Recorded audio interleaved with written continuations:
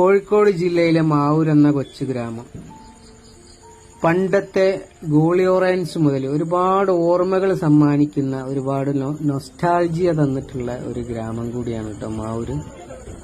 അന്നത്തെ ആ ഒരു കാലത്തെ അനുഭവങ്ങളും ആ ഒരു സാഹചര്യം, ചാലിയാറിനോട് അടുത്തുള്ള ഗോളിയോറൻസിന്റെ അവിടുത്തെ ജോലിയും ജോലിക്കാരും അന്നത്തെ സ്കൂളും ക്വാർട്ടേഴ്സും എല്ലാം ഒരു ഓർമ്മകളാണ്.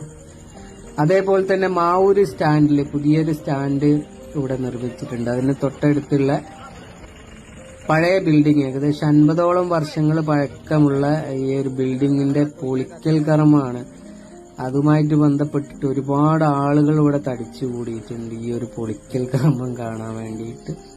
പോലീസുകാരൊക്കെ അകമ്പടിയോടുകൂടിയാണ് ചെയ്യുന്നത്. ഇവിടെ ഒരുപാട് കച്ചവടക്കാരുണ്ടായിരുന്നു കേട്ടോ. ഒരുപാട് വർഷം മുമ്പേ തന്നെ ഇത് പൊളിക്കാനുള്ള ശ്രമങ്ങളൊക്കെ നടന്നു വരുന്നുണ്ടായിരുന്നു. അവസാനം പഞ്ചായത്തിന്റെ ഇടപെടലുകളും അതിന്റെ ഒരു ശക്തമായ നീക്കങ്ങളും കാരണം ആണ് ഇപ്പം ഈ ഒരു പൊളിക്കൽ നടക്കുന്നത്. ഒരുപാട് ആളുകൾ തടിച്ചു കൂടിയിട്ടുണ്ട്.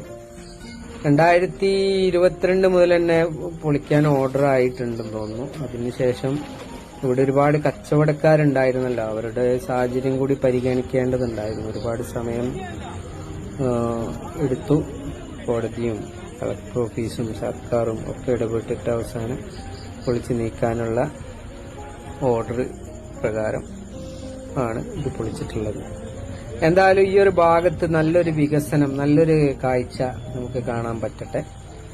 നല്ല രീതിയിൽ ഈ ഒരു സ്പേസ് ഉപയോഗപ്പെടുത്തിയിട്ട് മാവൂരിന്റെ മുഖച്ഛായ തന്നെ മാറുന്ന രീതിയിലായിരിക്കണം വികസനം വേണ്ടത്. എന്തായാലും പഞ്ചായത്ത് ഭരണ സമിതിക്ക് എല്ലാവിധ ആശംസകളും. ഇതുമായിട്ട് ബന്ധപ്പെട്ട് സഹകരിച്ച എല്ലാവർക്കും ഈ ഒരു അവസരത്തിൽ നന്ദി പറയേണ്ടതാണ്. കാരണം കുറെ ആളുകളുടെ ചോറാണ് ഈ കച്ചവടം കാര്യങ്ങളൊക്കെ.